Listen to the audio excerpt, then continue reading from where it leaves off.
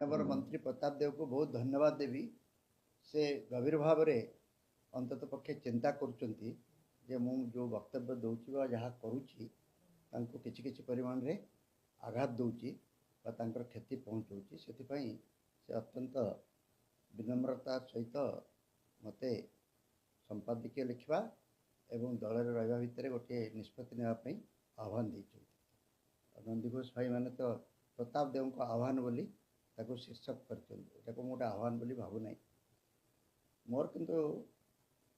आ गोटे कथा प्रताप देव को धन्यवाद देवी। गत 2 दिन धरी पूर्वतन मंत्री एवं वर्तमान मंत्री अतनु सब्यसाची नायक ब्लैकमेल शब्दटा को बारंबार व्यवहार करते। मु ब्लैकमेल शब्दर अर्थ मुझे जाने जार किसी लुचेबा डरवा कि दुर्बलता थी